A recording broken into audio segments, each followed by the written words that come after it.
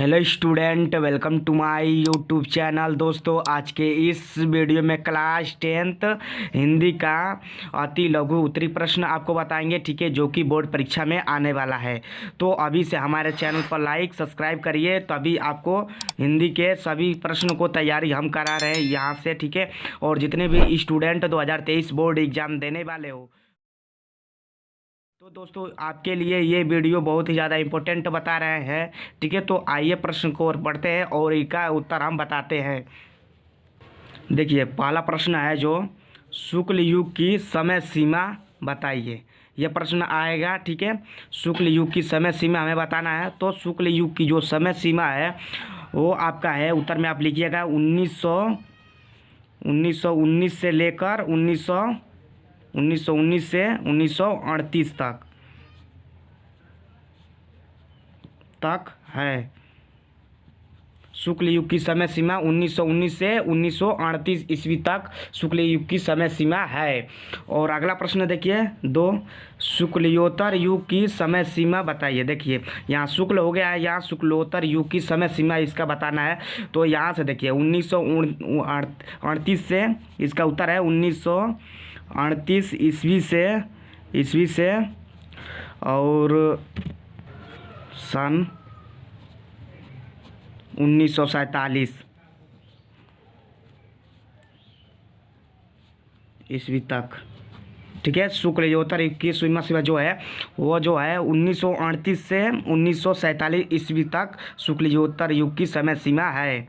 तो इसको आप याद रखिए, बहुत ही आसान है। और देखिए तीसरा प्रश्न है, और तीसरा देखिए जो प्रश्न है, द्विवेदी युग की कालावधि लिखिए। कालावधि मतलब समय सीमा, इसका भी बताना है द्विवेदी युग का। तो इसका जो कालावधि समय सीमा है द्विवेदी युग का, ये आपका है 19 ईस्वी से 1918 ईस्वी तक है।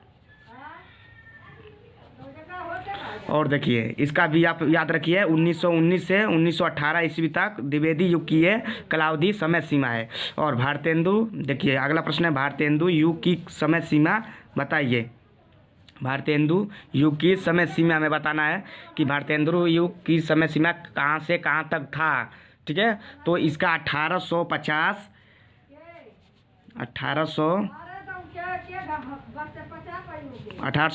ईस्वी से 1850 ईस्वी से 1900 ईस्वी तक,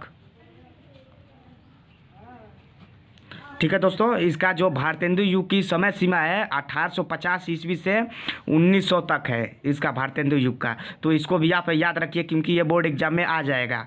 और देखिए पांचवा प्रश्न है, द्विवेदी युग की समय सीमा बताइए। द्विवेदी युग की हमें समय सीमा बताना है, ठीक है। तो द्विवेदी युग की समय सीमा देखिए दोस्तों, द्विवेदी युग की कालावधि था और ये समय सीमा वही रहेगा, ठीक है। तो यहाँ समय लिख दिए हैं, यहाँ कालावधि है, तो यहाँ भी वही रहेगा 1900 से लेकर और से 1918 ईस्वी तक, इसका भी है। द्विवेदी युग की समय सीमा पूछे या कालावधि पूछे तो दोनों एक ही है, आप इसको याद रखिए क्योंकि ये इम्पोर्टेंट क्वेश्चन जो बता रहे हैं आपको है। और देखिए छठवां प्रश्न है, छायावादी युग की समय सीमा बताइए। छायावादी युग की समय सीमा बताइए। तो छायावादी युग की जो समय सीमा है 1918 ईस्वी से 1936 ईस्वी तक है। 1918 ईस्वी से 1936 ईस्वी तक। तो इसको अभी आप याद रखिए, छायावादी युग की समय सीमा है 1918 ईस्वी से 1936 ईस्वी तक। और सातवां प्रश्न है, प्रगतिवादी युग की समय सीमा बताइए। प्रगतिवादी युग की समय सीमा, तो इसका प्रगतिवादी युग का समय सीमा है 1936 ईस्वी से 1943 ईस्वी तक। 1936 ईस्वी से 1943 ईस्वी तक, ठीक है। इसको भी आप याद रखिए, प्रगतिवाद की समय सीमा है 1936 ईस्वी से 1943 ईस्वी तक। और 8वां प्रश्न है, प्रयोगवादी युग की समय सीमा बताइए। प्रयोगवादी युग की समय सीमा बताइए। तो इसका है 1943 ईस्वी से 1953 ईस्वी तक। 1943 ईस्वी से 1953 ईस्वी तक।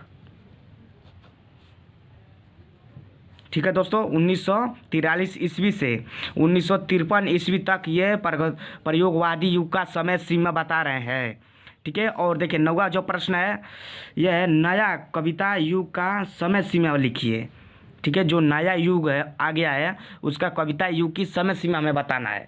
तो इसका है 1953 से 1960 ईस्वी तक। 1953 ईस्वी से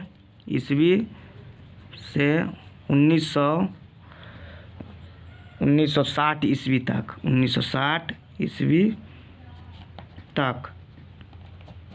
तो इसको भी आप याद रखिए। ये था आपका 9 ऑब्जेक्टिव क्वेश्चन। और आइए अगले प्रश्न की ओर, 10वां की ओर बढ़ते हैं।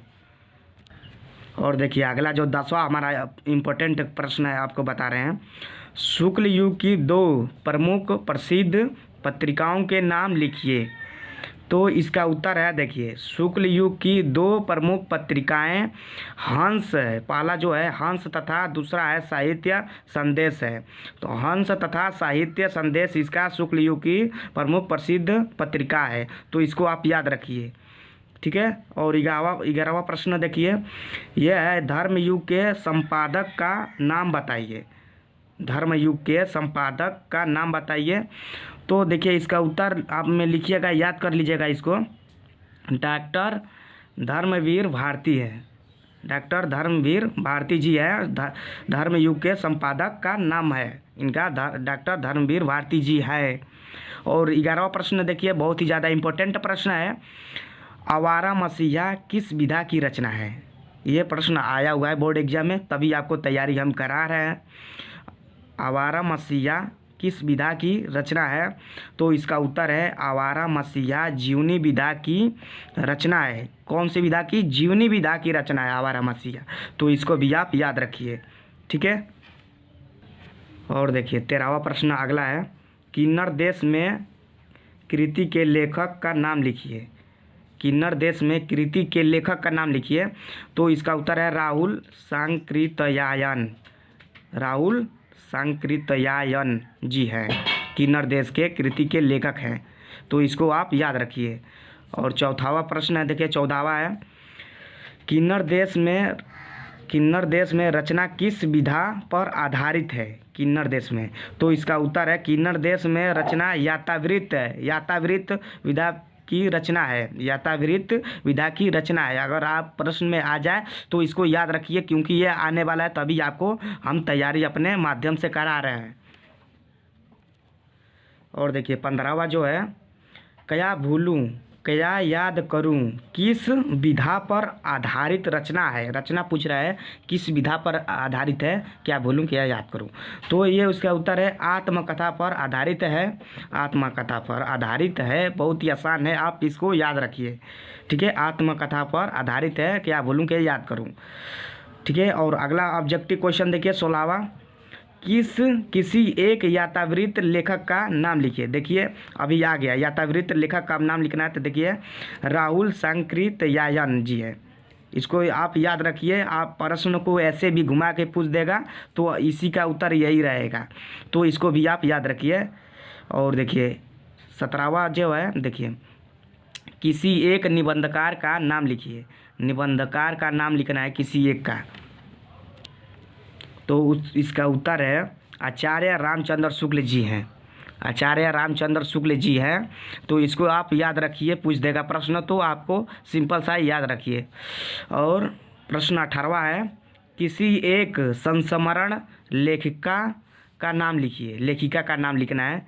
तो श्रीमती महादेवी वर्मा जी है। ठीक है, श्रीमती महादेवी वर्मा, आप इसको लिख लीजिए, संस्मरण लेखिका है। ठीक है, और 19वां देखिए है, चतुर चंचला कृति के लेखक का नाम लिखिए। चतुर चंचला कृति के लेखक का नाम लिखिए। तो ये जो है इसका उत्तर है बाबू गोपाल राम गहमरी है जी, है बाबू गोपाल राम गहमरी। आप इसको याद रखिए, चतुर चंचला कृति के लेखक जी हैं। और 20वां जो प्रश्न है, रायश्री कृति के लेखक का नाम लिखिए। रायश्री कृति के लेखक का नाम लिखिए। तो ये जो है जयशंकर प्रसाद जी है, ठीक है। रायश्री कृति लेखक का नाम जो है जयशंकर प्रसाद जी है। तो इसको आप याद रखिए। और देखिए अगला अपना प्रश्न है 21, प्रतिध्वनि कृति के लेखक का नाम लिखिए। तो इसका उत्तर है जयशंकर प्रसाद जी। प्रतिध्वनि कृति के लेखक जयशंकर प्रसाद है। और देखिए 22वां प्रश्न है, कलम का सिपाही किस विधा की रचना है? उपन्यास विधा की रचना है। कलम की सिपाही किस विधा की रचना है? उपन्यास विधा की रचना है। तो इसको भी आप नोट करिए। और देखिए 23वां प्रश्न है, किसी एक गद्य गीत लेखक का नाम लिखिए। किसी एक गद्य गीत लेखक का नाम लिखना है। तो राय कृष्ण दास जी हैं गद्य गीत के लेखक। और देखिए 24वां प्रश्न है, हिंदी की प्रथम कहानी है। ये वेरी इंपॉर्टेंट प्रश्न है, क्योंकि ये बोर्ड एग्जाम में आया हुआ प्रश्न है जो भी बता रहे हैं आपको। और 2023 में इंपॉर्टेंट के साथ भी कह सकते हैं कि ये आने वाला है। तो अभी से तैयारी में लग जाइएगा। हिंदी की प्रथम कहानी है इंदुमती हिंदी की प्रथम कहानी है। तो दोस्तों मैं उम्मीद करता हूं कि आपकी ये वीडियो समझ में आ गया होगा। अगर किसी प्रकार की कोई डाउट हो तो आप हमें कमेंट में बता दीजिएगा, ठीक है, कि हमको सभी समझ में आ गया या नहीं। कमेंट करना ना भूलें। तो मिलते हैं फिर किसी और वीडियो के साथ, तब तक के लिए जय हिंद।